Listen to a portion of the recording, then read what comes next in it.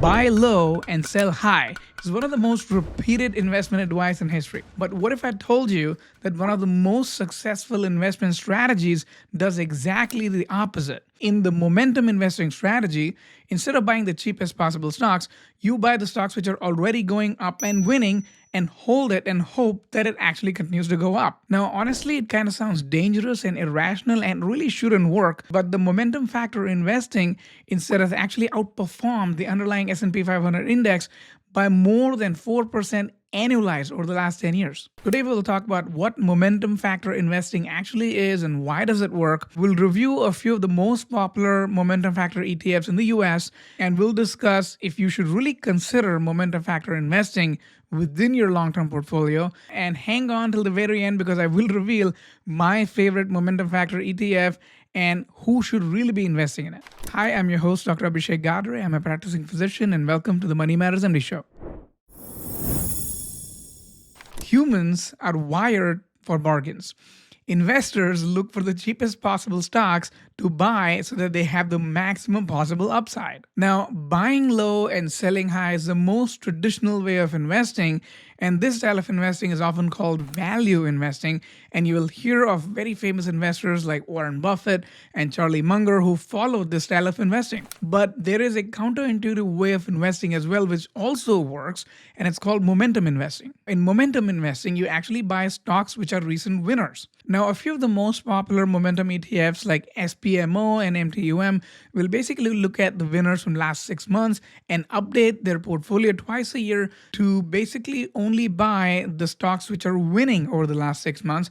And the hope here is that the winners from last 6 months will continue to win over the next 6 months. And the portfolio turns over twice a year to keep up with the most recent winning stocks. Now, momentum investing is not day trading or speculation or gambling. It's actually evidence-based, and it actually has the strongest possible evidence out of any other factors. Now, I'm going to get a little bit nerdy, but do stay with me here. I guarantee you, if you understand this, you can make a lot of money. How do you mathematically explain what kind of market return you can expect out of your portfolio, your unique collection of stocks? Now, the majority of the return of any portfolio can just be explained by the fact that it's participating in the market, which is the market factor or market beta. Now, French and Pharma came up with a landmark paper back in 1993 in which they basically invented factor investing.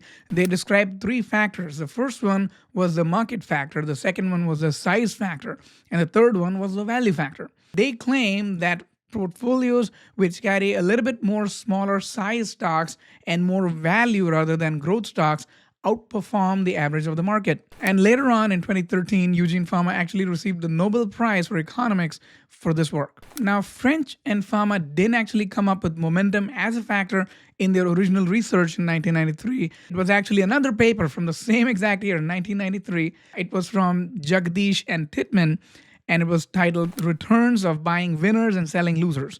Now, Jagdish and Titman actually showed that the momentum investing strategy can outperform the market by 12% annualized, which is 1% a month and 12% every single year. And this was actually mind-blowing research. Their data is actually taking into account the financial returns of the market from 1965 through 1989. And their momentum strategy is basically a 3-step process. Now, step 1 was the look back. You measure the stock market performance over the last 6 months. And step 2 is dividing the stock market in 2 parts by winners and losers. Now, step 3 is actually buying the winners and shorting the losers. And you're going to hold this portfolio for 6 months and then hit refresh. Now, this style of momentum strategy was called the 6x6 strategy because you're looking back 6 months and holding your portfolio for 6 months and then refreshing every 6 months. Now, believe it or not, this long-short portfolio strategy actually outperformed the underlying market by 12% annualized, which is 1% every single month. This is unheard of. Now, this paper sparked the initial interest in the momentum factor investing, and now there's evidence to show that momentum factor actually persists over the last century, not just the 20-year period that this initial paper did the research on. Majority of today's momentum factor ETFs don't actually do the long and short strategy described in the original 1993 paper, because the short strategy specifically is very expensive to implement and not very easy to do. And for large size ETFs, to keep the expense ratios low, most of the ETFs are long only at this point. Now, just so you know, this is not financial advice. This is for educational and entertainment purposes only. Now, 4 years later, Carhart in 1997 came up with a four-factor model. He basically added momentum factor as the fourth factor on top of the three traditional factors from French and Pharma. Now, whenever you're trying to predict an outcome and using a multivariate regression model, you have all these different variables which add up together to predict the total outcome. And in this scenario, you're trying to predict the outcome of an investment portfolio return. And majority of the investment portfolio return can just be explained by the fact that the investments are participating in the market. That's the CAPM. And there's all these other factors, which is the size and the value, and in this case, momentum, adding up to explain the outcome of your investment portfolio returns. There's a long list of factors, but I'll only show you the top 7 most significant ones and most researched ones. Now, exposure to small size generally outperforms the market by 1 to 3%.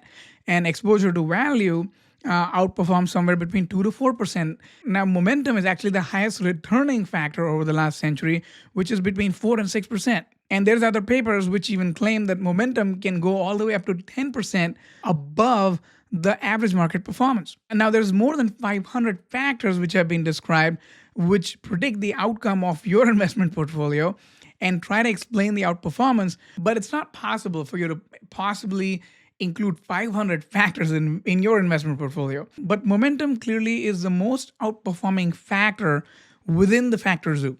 So it might be worth some amount of attention to research this and look into your investment options. Now, let's review a few of the most popular momentum factor ETFs in the US. Now, MTUM is the iShares momentum factor ETF. Came out in 2013. It is also the largest size.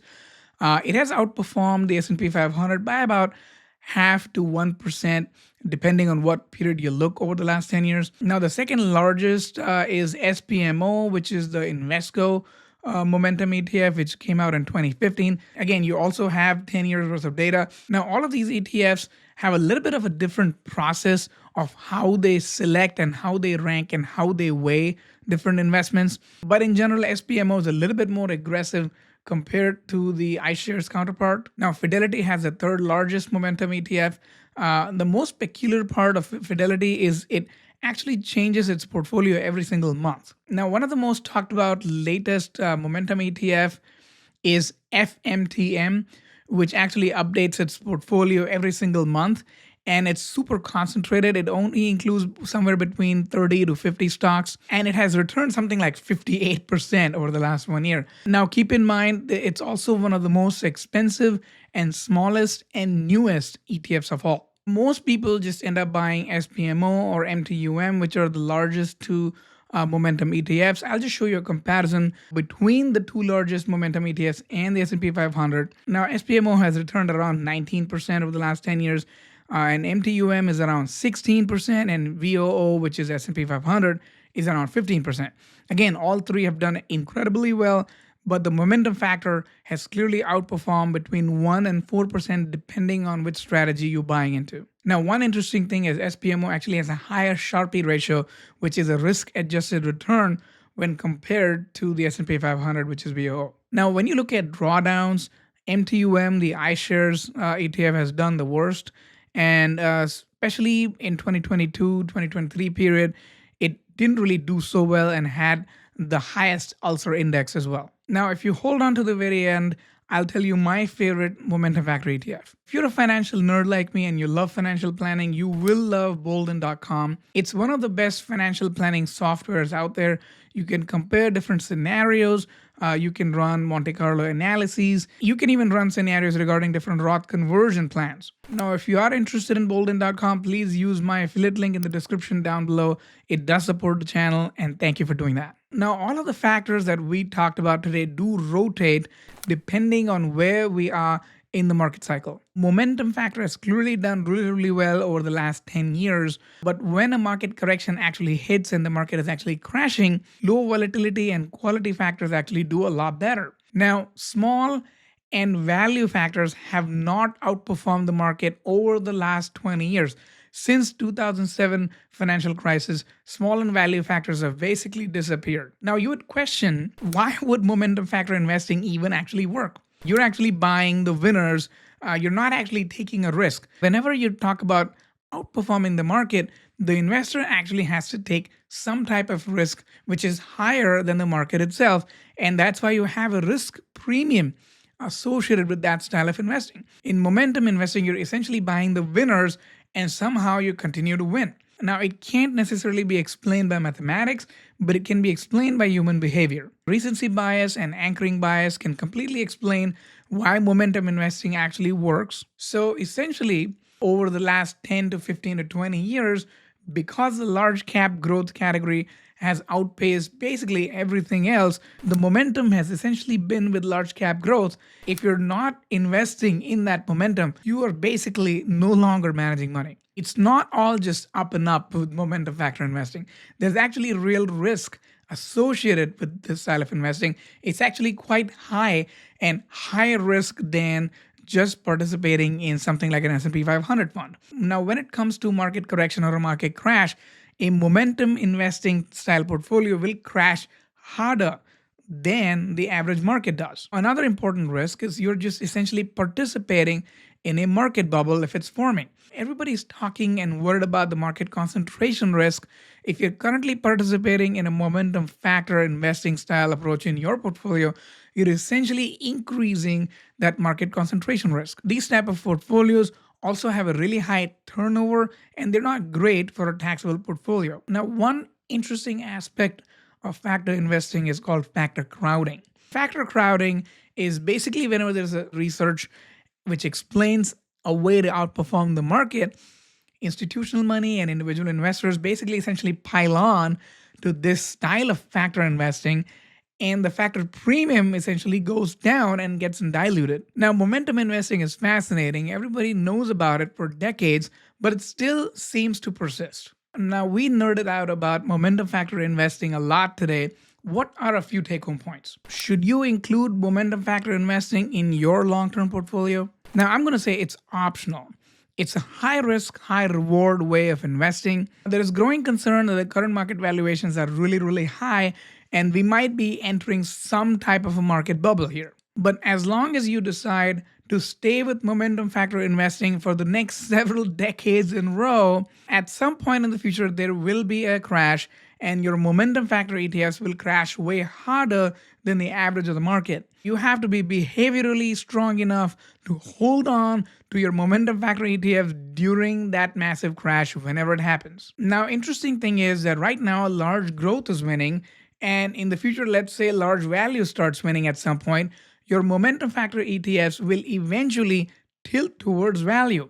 But there will be a phase of correction in between where you will be taking some losses. Now, if you're young and in your early accumulation phase, you have several decades to go, and it's probably a good idea for you to consider adding some type of momentum factor in your investing portfolio. If you're pre-retirement, you're within 5 years of retiring, or maybe you're actually already in retirement and drawing down from your portfolio, you may not want really, really high volatility in your portfolio, and maybe best to avoid these momentum strategies. One thing is obvious. These are incredibly tax inefficient. There's a high turnover in this type of ETF. If you're going to buy any of these ETFs, I would buy it in your 401k or Roth IRA, some kind of tax advantage account, not in your taxable brokerage account. Now, my favorite momentum factor ETF is SPMO, which is the Invesco Momentum Factor ETF. It has more than 10 years worth of track record. It has outperformed the S&P 500 by 4% over the last 10 years. It's also incredibly cheap. The expense ratio is around 13 basis points, which is about 0.13%. And compared to iShares MTUM, SPMO is a more high conviction momentum factor implementation. And if that's what you're looking for, I'd probably pick SPMO over MTUM. Now, I'd probably stay away from very hot and new ETFs like FMTM. It did outperform by 58%, so you can't really argue with that, but I think it's really too new and too small. And I probably want to watch it for several years to see if they're consistent with their investing strategy implementation. FMTM is also way more concentrated than other ETFs. FMTM only currently invests in somewhere between 30 and 40 stocks. Comment down below what you think about momentum factor investing. Now, I believe in a core and satellite style investing portfolio. The core of the portfolio should truly be a total market ETF, and satellites could be momentum in this case, or any other bells and whistles that you might want to add. Now, if you learned something useful today, please subscribe to the channel. It helps a lot and it's completely free. Feel free to participate in the discussion and leave a comment down below and like and share this video. Thank you for watching. Money Matters MD, over and out.